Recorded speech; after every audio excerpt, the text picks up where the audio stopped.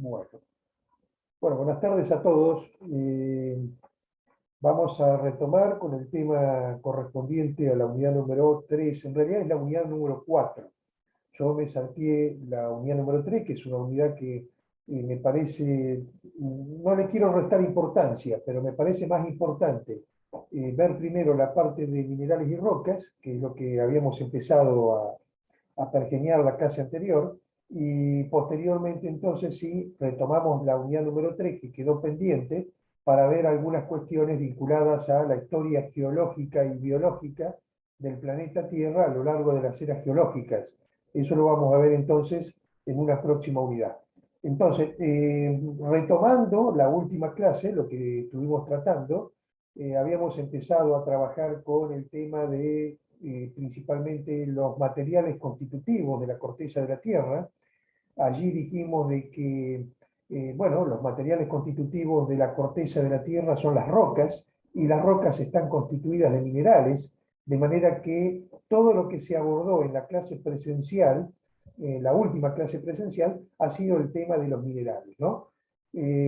Vamos a incorporar ahora el concepto de roca, y a partir de allí la vamos a clasificar y vamos a ver entonces, al menos en este video, uno de los tipos de rocas para después entonces, con la clase presencial de la semana que viene, completar un poco el espectro y el panorama.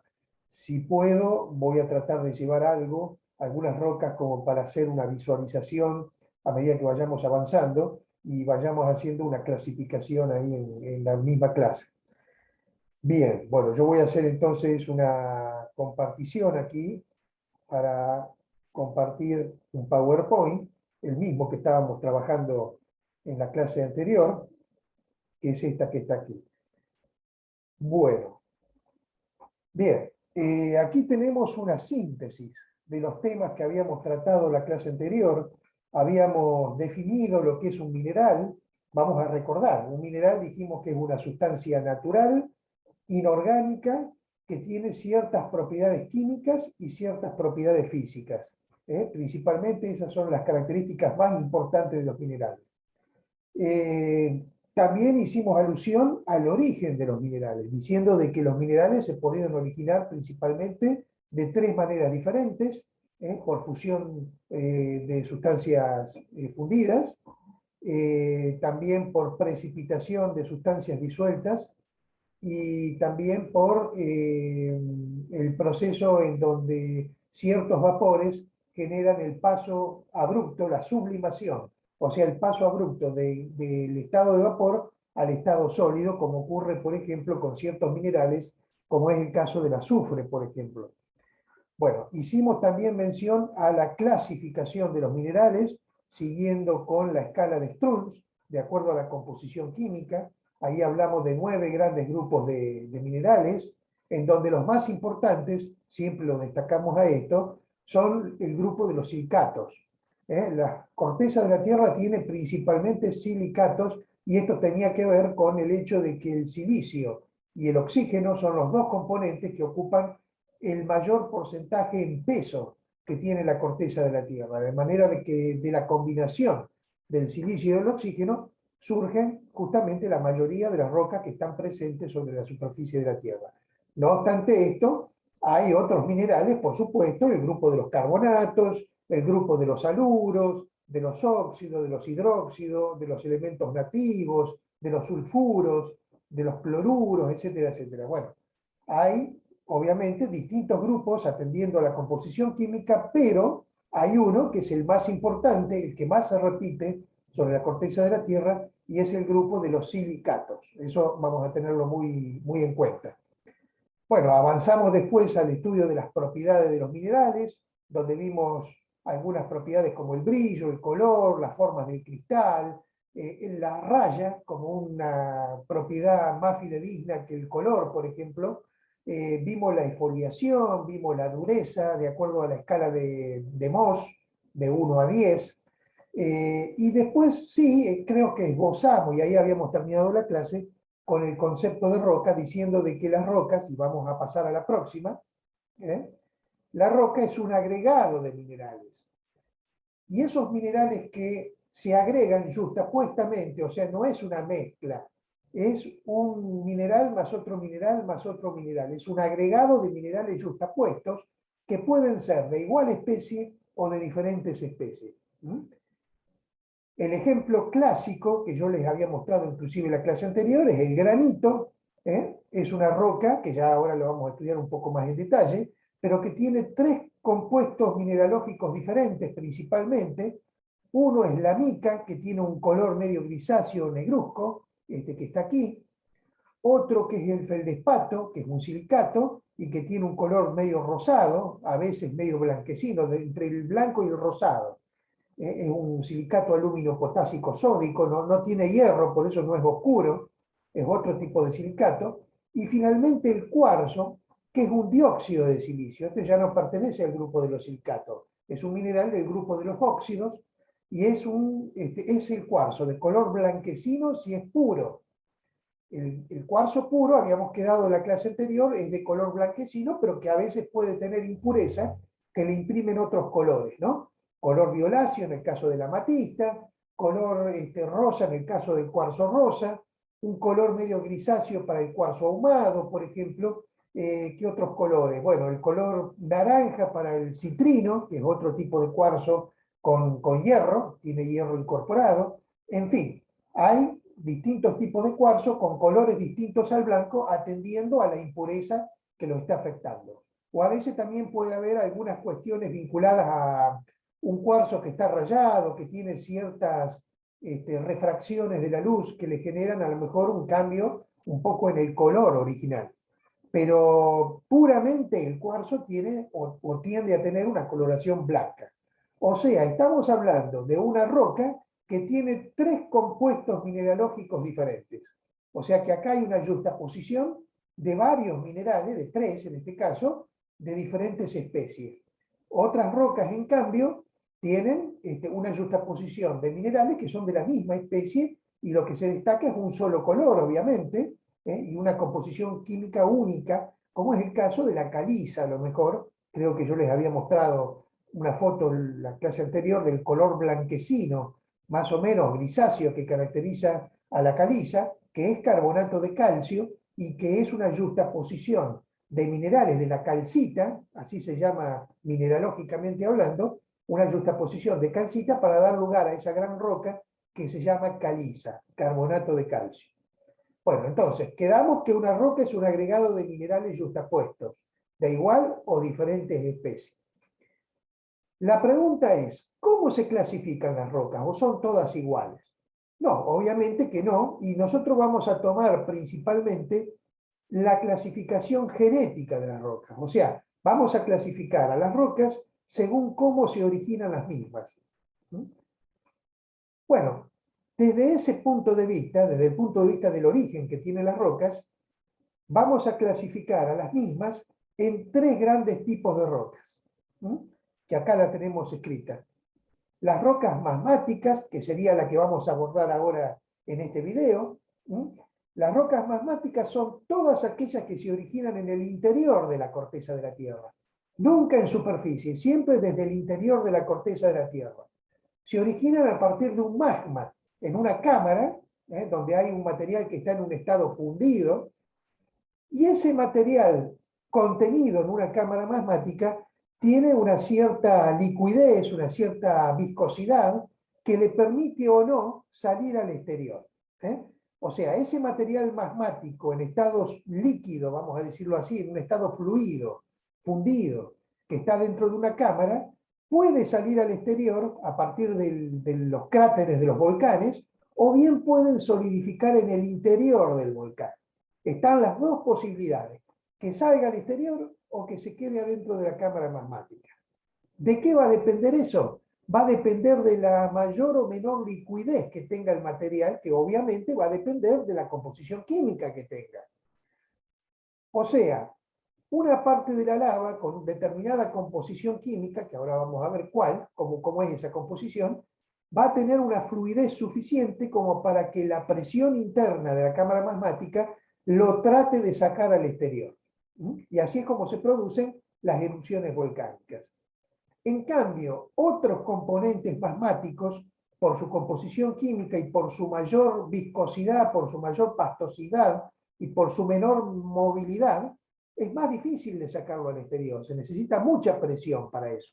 Entonces, muchas veces quedan en el interior y como yo creo que ya me adelanté en la clase anterior y les dije, esos materiales van solidificándose adentro de la cámara magmática muy lentamente, en cuestión de varias decenas de décadas y a veces también centurias, demora mucho.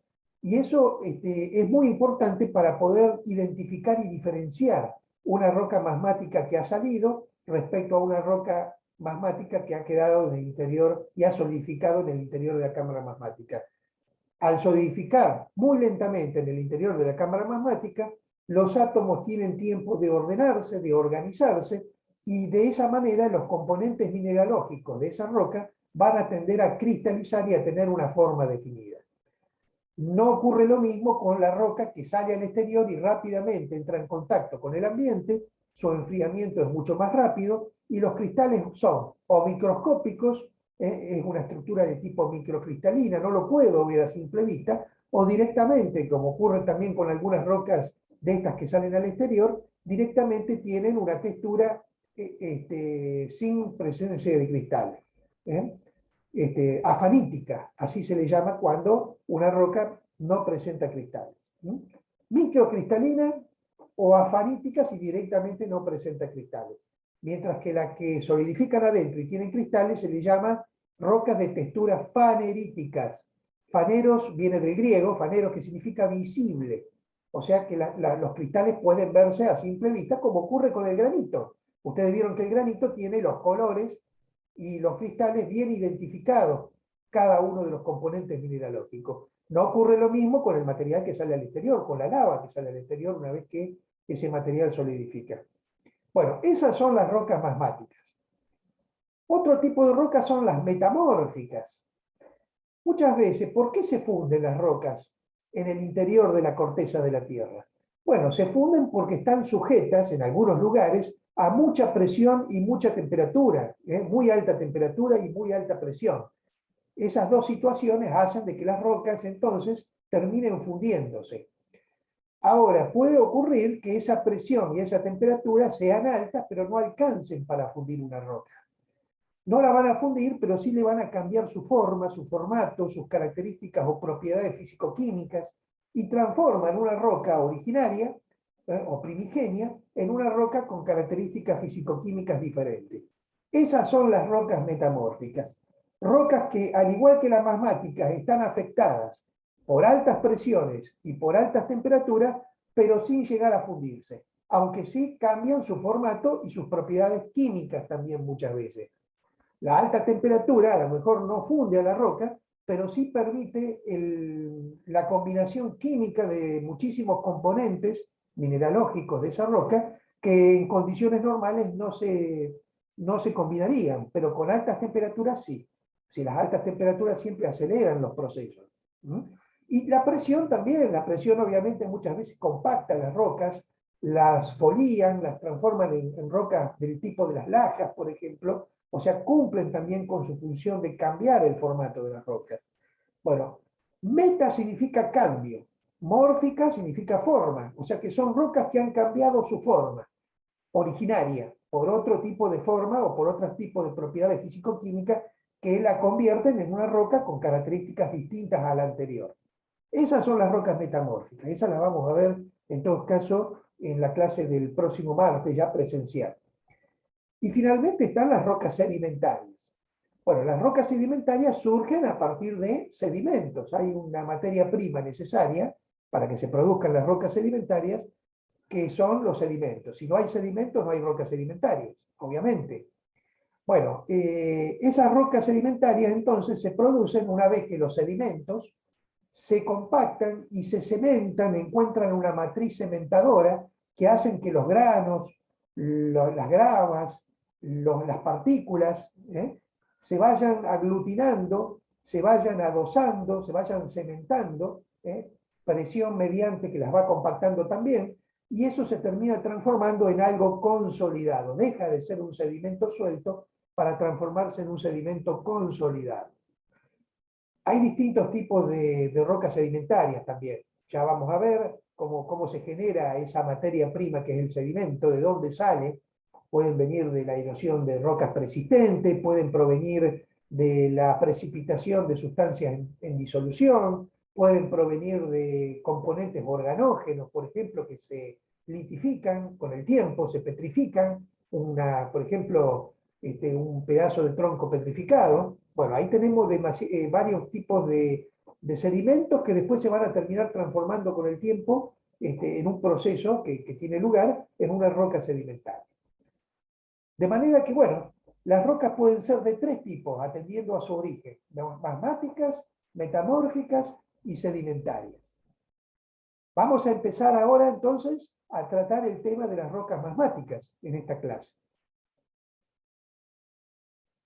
Bueno, las rocas magmáticas, como les dije recién, ya me adelanté, se subclasifican, vamos a decirlo así, se subclasifican según salga al exterior o se queden en el interior de la cámara magmática. Entonces, dentro de las rocas magmáticas vamos a tener, por un lado, las rocas magmáticas extrusivas o volcánicas. Extrusivas son aquellas rocas expulsadas al exterior de los volcanes, que se enfrían muy rápidamente y, como les dije recién, muestran una estructura amorfa o microcristalina. Ejemplo de eso son las rocas del tipo de los basaltos, por ejemplo. El basalto es una roca magmática extrusiva que presenta una estructura o una textura, para mejor decir, microcristalina o afanítica, sin presencia de cristales, con cristales tan pequeños que a simple vista no los puedo ver. Por el otro lado están las rocas magmáticas intrusivas, las que quedan adentro, también llamadas plutónicas. Bueno, esas solidifican en el interior de la cámara magmáticas, se van a enfriar muy lentamente, en cuestión de varias décadas, inclusive de centurias, como les dije hoy, y por lo tanto eso le va a dar tiempo a las moléculas, a los átomos, para ordenarse y conformar cristales. Sus componentes mineralógicos van a estar cristalizados. Y hay un intermedio entre las rocas magmáticas extrusivas y las magmáticas intrusivas. Son aquellas que intentan salir de la cámara magmática, salen de la cámara magmática, intentan salir, pero no llegan a la superficie y por lo tanto no se desparraman afuera del aparato volcánico. Terminan solidificando como filones, más o menos en forma alargada, a veces también como filones horizontales porque se van incrustando en las rocas aledañas por la gran temperatura que tiene y terminan solidificando a manera horizontal. Esas son las rocas magmáticas filonianas. Son intermedias entre las dos anteriores. Salen de la cámara magmática, pero no llegan a la superficie. Ahora más adelante les voy a mostrar un bloque diagrama que muestra más o menos la idea de lo que sería un paisaje volcánico para ver que ustedes puedan ver ahí justamente cómo son esos filones. Bueno, esos son los tres tipos de rocas entonces magmáticas: las extrusivas o volcánicas, las intrusivas o plutónicas, y entre medio de las dos, las filonianas. Bueno, acá tenemos la diferenciación. Esto es una diferenciación entre una roca intrusiva, que es esta que está en la parte superior, un granito, con sus tres componentes mineralógicos perfectamente identificables por su color y por su cristal.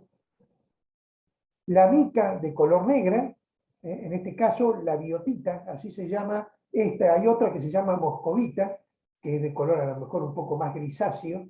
Esta es de color casi negro. Después tenemos el cuarzo, que es de color blanco, y este que es de color rosado es un feldespato. Fíjense que hay dos tipos de feldespato, un feldespato más sódico y un feldespato más potásico, que le imprimen un color un poco distinto. Desde el punto de vista mineralógico, lo van a encontrar a veces con el nombre de albita. Cuando es más blanquecino, ese mineral se llama albita y es un silicato sódico, frente a este que es un silicato alumino-potásico y que tiene un color un poco más subido de tono, un poco más rosado, un poco más arriba en cuanto a la coloración. Y el color blanco, que es el cuarzo, que es un dióxido de silicio. Forma parte entonces del grupo de los óxidos y no de los silicatos.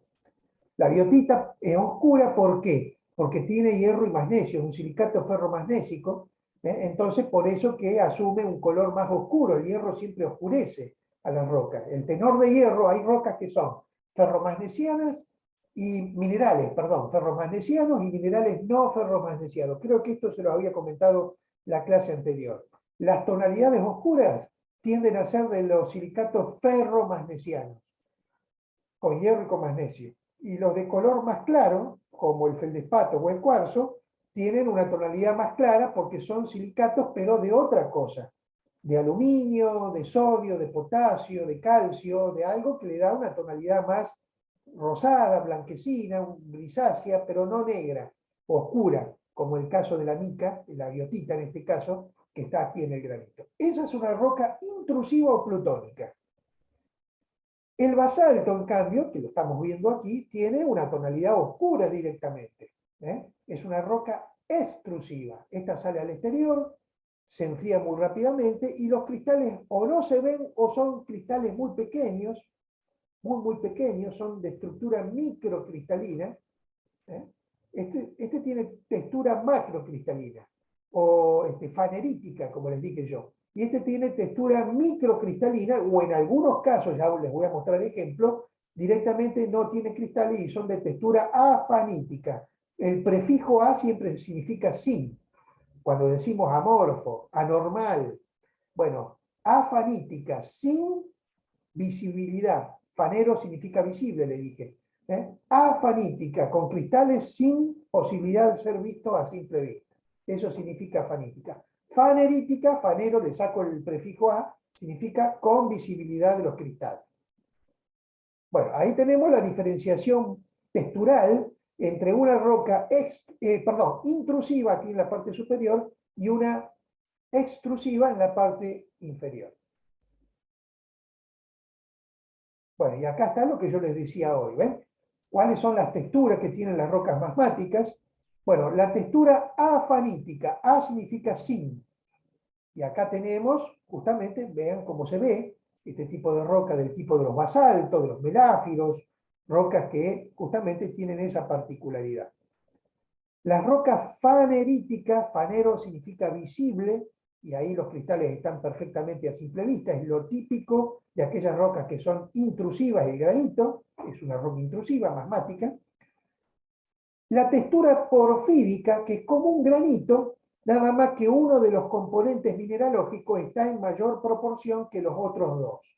Fíjense que a diferencia del que tiene textura fanerítica, este granito tiene un componente mineralógico, el de color rosado, el feldespato, o la albita, por ejemplo, que está en mayor proporción, ocupando una mayor superficie respecto a la mica y al cuarzo, que son los otros dos componentes que están con color negro y blanco, respectivamente. Cuando se da esa situación más heterogénea, con la presencia mayor de un mineral por sobre los otros, se dice entonces que la textura es porfírica y no fanerítica. Bueno, y después tenemos la textura de tipo vitria. La textura vitria es el caso de la obsidiana, o también llamado vidrio volcánico, que parece un vidrio. Eso se enfría de una manera, sale con tanta fuerza y se solidifica tan rápidamente que prácticamente asume una textura directamente afanítica. Esto no tiene cristales y tiene sí una exfoliación concoide, de manera que cuando se va rompiendo ese material, lo va haciendo de manera curva. Es la particularidad que tiene justamente este tipo de material. La textura es vitria y es típico del vidrio volcánico, que es uno de los materiales que sale expulsado por los volcanes junto con la lava, que la lava, una vez que solidifica, da lugar a rocas afaníticas como la que estamos viendo en la parte superior. Bueno, esperen que se me trabó acá, no sé qué pasó. Vamos a ir de nuevo. ¿Qué pasó acá?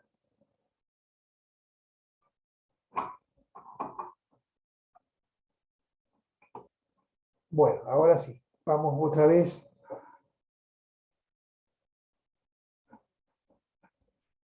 Un puntito.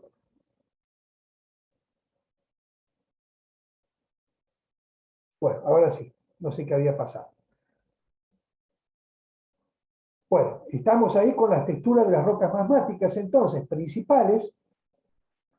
Y un poco para comparar esto, ¿por qué algunas rocas son más fluidas y otras son más viscosas? Bueno, eso depende de la composición química que tengan las rocas.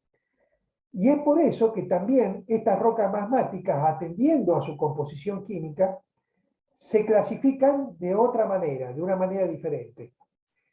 ¿Según qué? Bueno, fíjense que acá ustedes tienen un gráfico donde justamente están representados los minerales que constituyen las distintas rocas, de 0 al 100%, este es el porcentaje de volumen con que está representado cada uno de los minerales. Estos son minerales, cuarzo, feldespato, la mica, acá tengo los anfíboles, los piroxenos, los olivinos, estos son componentes ya de otro tipo de roca.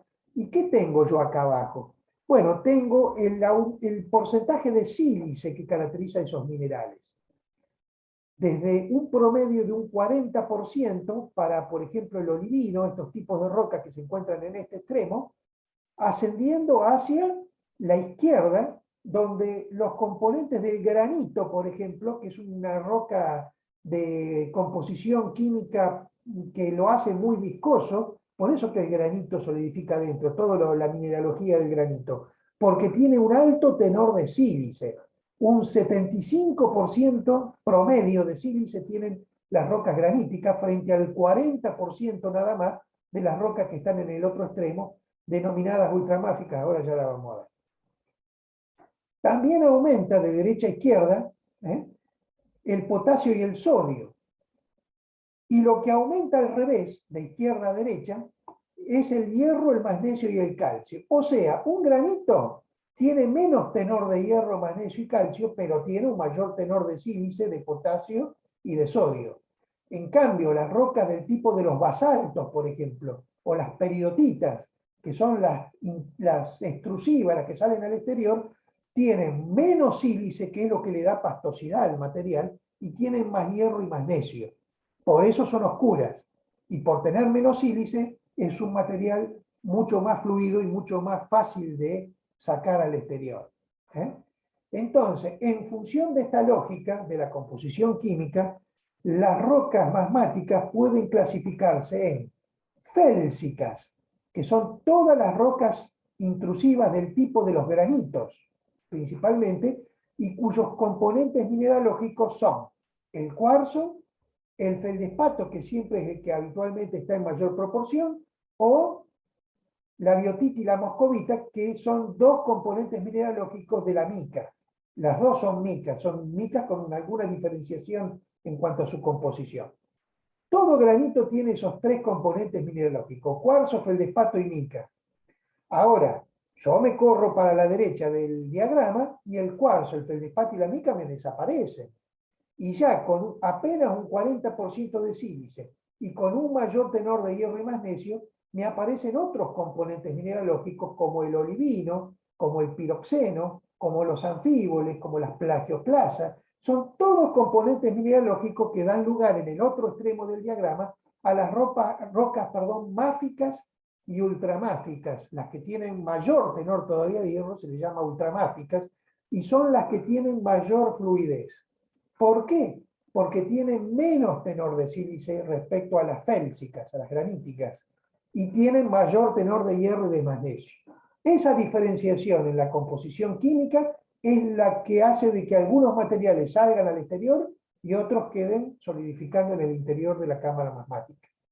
Por supuesto que en esa lógica de los dos extremos que estamos analizando, félsicas como rocas viscosas, máficas y ultramáficas como rocas de mayor fluidez, tenemos intermedias. Entre medio de esas dos están las rocas intermedias, compuestas principalmente por plagioclasas y anfíboles.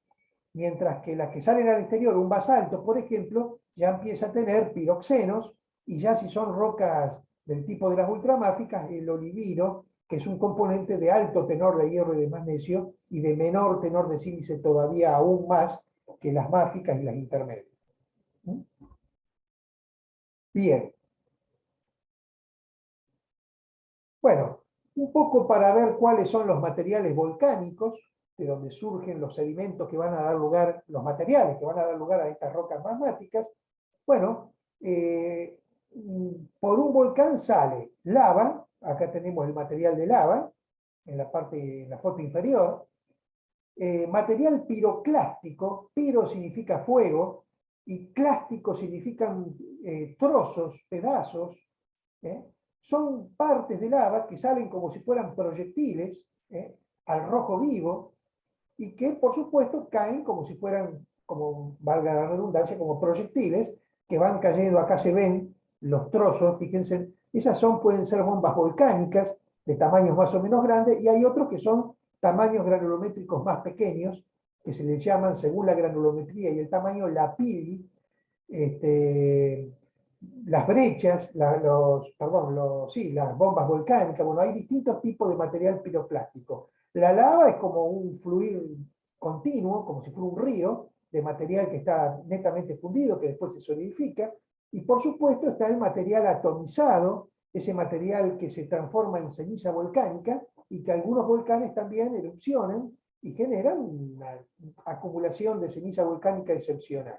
Muchos de los volcanes que tenemos aquí en la cordillera de los Andes tienen estas características. No son volcanes de tanta lava, después vamos a clasificar a los volcanes para que vean qué diferencia hay entre uno y otro, pero sí tienen una gran erupción principalmente de vapores y por supuesto de ceniza volcánica que se desparrama y prácticamente tiñe de un color gris a todo el terreno afectado.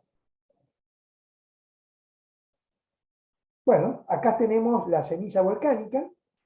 Esa ceniza volcánica se va compactando también con el tiempo a medida que se va depositando, y por supuesto la pila de ceniza se va haciendo más o menos importante. Eso se va con el tiempo cementando y se transforma en una roca de tipo sedimentaria, porque la ceniza volcánica no deja de ser un sedimento que se puede compactar, litificar, cementar y transformarse en una roca que se llama sinerita y que es muy particular, muy característica en zonas volcánicas. Y también en las barrancas de algunos de los arroyos de la provincia de Entre Ríos, por ejemplo, es común encontrar ceniza volcánica por allí en algunos lugares, en la época en que la cordillera de los Andes tenía una erupción realmente mucho más intensa de la que tiene hoy, y cuyas cenizas que se mantienen y pululan en el aire por kilómetros y kilómetros, bueno, se han depositado también en parte aquí, en las barrancas de los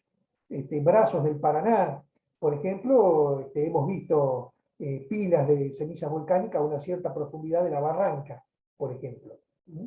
Así que también hasta acá, hasta la llanura, ha llegado la cinerita y ocupa una partecita de las barrancas. Se puede ver en la barranca de algunos arroyos, porque los arroyos están en estiaje o están en una bajante más o menos importante.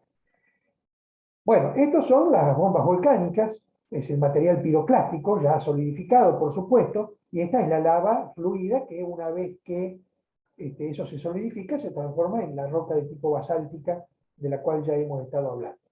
Oscura, porque tiene un alto tenor de hierro, ¿no? Bueno, y fíjense, ahí tenemos la diferenciación que yo les hice hoy. Cuando son, por ejemplo, material piroclástico de poca granulometría, de tamaño pequeño, en este caso de menos de 64 milímetros, menos de 6 centímetros de dimensión, se le llama lapilli o lapilli. Cuando las dimensiones son mayores a los 64 milímetros, entonces ya hablamos de bombas volcánicas, de un material que tiene ya otro nombre. Pero todo es material piroclástico. Y la ceniza volcánica ya es de menor cuantía. La ceniza volcánica también es un material piroclástico que tiene una dimensión de menos de 2 milímetros. Menos de 2 milímetros. Bueno, fíjense este bloque diagrama que está acá. Nos muestra tres etapas diferentes. La primera etapa, la que está en la parte superior, nos está mostrando una cámara magmática. Esa cámara magmática tiene, obviamente, materiales con alto tenor de sílice y con bajo tenor de sílice. El de alto tenor de sílice es viscoso, por lo tanto tiende a quedarse en el interior. Ojo, puede, si la presión es muy alta, salir al exterior da lugar a otro tipo de roca un poco diferente al granito, que es la riolita se le llama, pero en general tienden a quedar en su mayor parte en el interior de la cámara magmática. Bueno, en cambio las rocas con menor tenor de sílice, dijimos que en promedio un 40, 45, 50%, tienden a salir al exterior por los volcanes. Fíjense cómo se ve ahí el volcán, cómo el material sale. Todo esto son filones, estas líneas rojas que ven para arriba son filones. Esos filones pueden salir al exterior o pueden quedar en el interior como roca filoniana. Ahí están las intermedias, en estos filones que no llegaron hasta la superficie. Bueno, ahora esta cámara magmática se enfría. Con el tiempo, muy prolongado, se enfría, y acá en la segunda etapa estamos viendo ya esa cámara magmática solidificada. ¿Ven que ya no está en rojo? Ya está solidificada. Ahí está el granito. Ahí está el granito. Bueno, eso una vez que está solidificado, una vez que la cámara magmática solidificó, eso se llama batolito. Recibe el nombre de batolito. Y ahí va a estar el granito, principalmente. Por supuesto, toda la capa suprayacente se va a erosionar. La erosión está jugando su papel desde la parte superior, desde la atmósfera, con sus agentes y sus procesos, de manera que el batolito, ya sea por erosión de la capa suprayacente o por un levantamiento generalizado, va a aflorar. Fíjense cómo acá en la tercera etapa, ¿yo qué tengo? Y tengo el batolito ya aflorado, tengo el batolito a la vista, tengo el granito a la vista. Habitualmente muchas de las sierras de origen paleozoico, muy viejas, mucho más viejas que las cordilleras, ya tienen el granito a la vista. Vamos a las sierras de Córdoba y estamos cansados de ver granito. Claro, son sierras viejas, muy desgastadas ya. En cambio, yo voy a la cordillera de los Andes y el granito todavía está enterrado, todavía no lo veo el granito. Lo que sí puedo ver es abundante material sedimentario, de todo lo que se ha plegado y que está en pleno proceso exodinámico, está en pleno proceso de erosión eso, pero aún todavía prima esos sedimentarios, y veo el material magmático emanado por los volcanes, ceniza, basaltos y demás, que por la chimenea de los volcanes pueden ser erupcionados. Pero el granito todavía no lo veo porque está enterrado. Eso tengo que esperar a que aflore, y vamos a tener que esperar millones de años para que eso ocurra. El granito no es una roca extrusiva, intrusiva, por lo tanto tengo que esperar a verlo. Lo puedo ver en las sierras antiguas, y me voy a Tandil, y me voy a las sierras de Córdoba, y ahí lo veo al granito. Pero me voy a la cordillera y no lo veo. Bueno, ahí tenemos más o menos las características del material. Bueno, acá también, ceniza volcánica, el lapili y la bomba volcánica, según el tamaño granulométrico que tengan cada uno de estos materiales, le vamos a poner un nombre diferente. Es una clasificación que la van a encontrar ahí en los libros. Bueno, esta es la lava ya en estado de solidificación. Este es un vulcanólogo seguramente, que con un atuendo especial, fíjese que esto tienen botas térmicas, tienen un casco y un material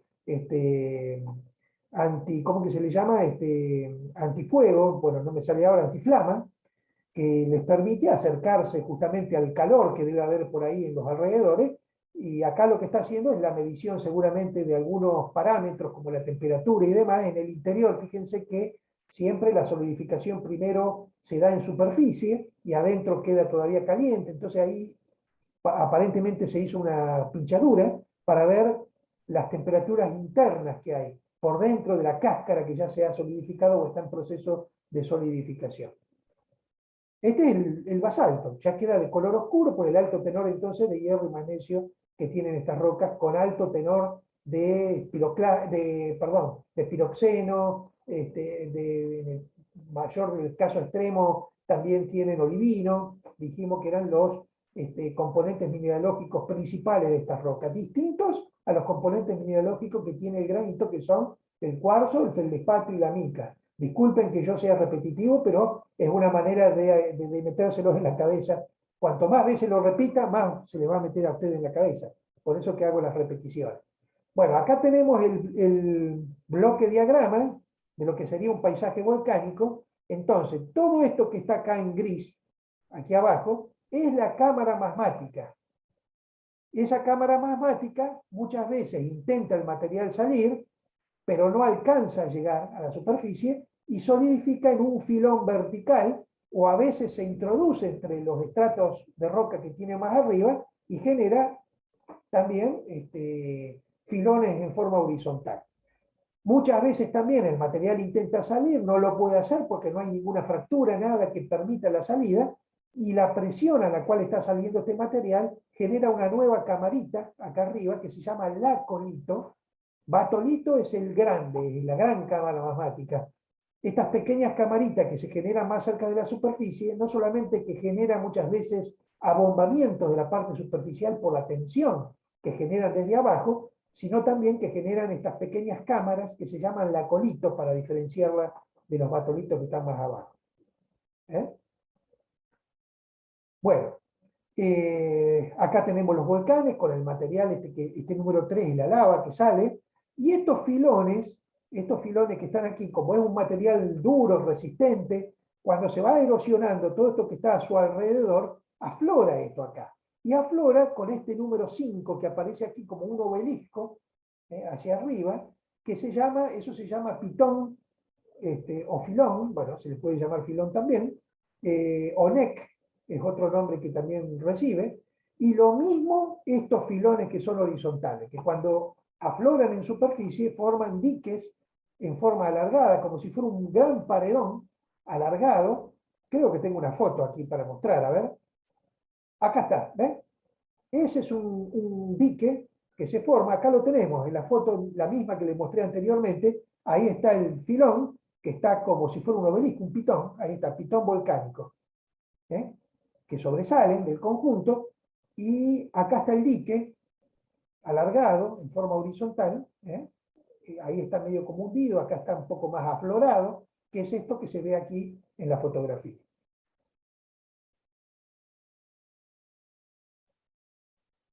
Bueno, en definitiva, estas rocas magmáticas que se pueden clasificar en félsicas, intermedias, máficas y ultramáficas, otra forma de decirlo a eso es decir que las rocas magmáticas, atendiendo al mayor o el menor tenor de sílice que tengan, se pueden clasificar en ácidas, cuando tienen entre el 60 y el 80% de sílice, sería el equivalente a las félsicas. Los granitos son rocas ácidas, porque tienen un alto tenor de sílice. Las mesosilicias ya tienen entre el 50 y el 60% de sílice, equivale a las intermedias. Las básicas, las que tienen entre el 40 y el 50, estas serían máficas, las máficas, y las ultra básicas, que serían el equivalente a las ultramáficas, ya tienen un menor tenor todavía de sílice entre el 40 y el 50%. O sea, un basalto es una roca del tipo de básica o ultra básica, y una roca del tipo de granito es una roca ácida.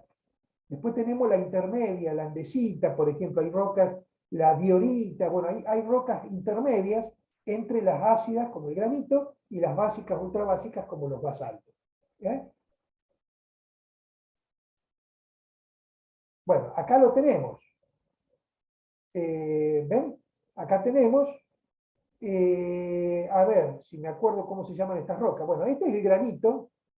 Ojo que el granito, que son las félsicas, dijimos las rocas félsicas, bueno, la palabra félsica viene de feldespato y de sílice, es una contracción entre esas dos palabras, el feldespato y la sílice, que es el dióxido de silicio, el cuarzo, que son dos de los componentes principales, los que más predominan en un granito, más que la mica, que son pecas de color oscura por ahí de tanto en tanto, así que por eso se le llama félsica. Si este material medio viscoso puede salir al exterior, está el formato de aquella roca que, con esa composición química que sale al exterior.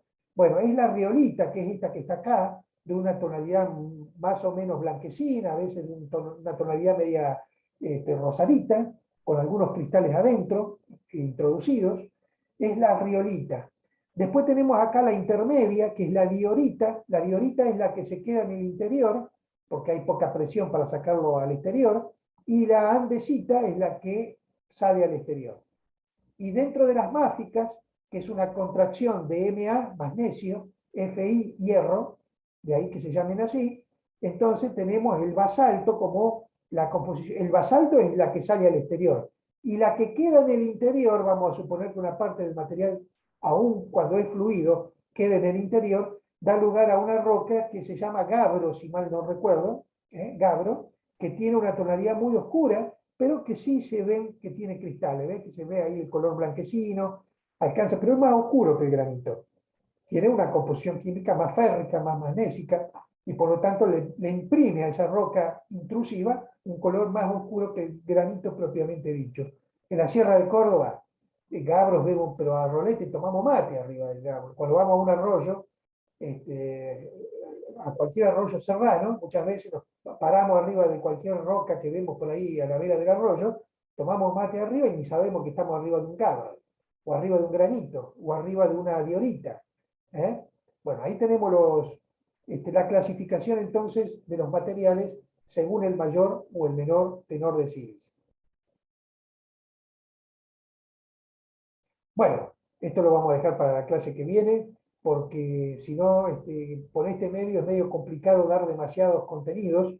Lo vamos a retomar la clase presencial próxima y a partir de allí entonces vamos a clasificar a los volcanes según su mayor o menor peligrosidad, que esa es otra cuestión muy importante también a tener en cuenta, y después vamos a avanzar a los otros dos tipos de rocas que son las metamórficas y las sedimentarias, que ya también ameritan una subclasificación, tienen toda una cuestión un poco compleja que amerita también ver algunos ejemplos de roca. Yo voy a tratar de llevar dentro de lo posible, porque yo soy de Santa Fe, me tengo que movilizar hasta Paraná con todo el bagaje de roca que se me hace muy difícil hacerlo. Así que voy a tratar de llevar un bolso con algunos ejemplos para más o menos visualizar las diferencias que hay entre uno y otro.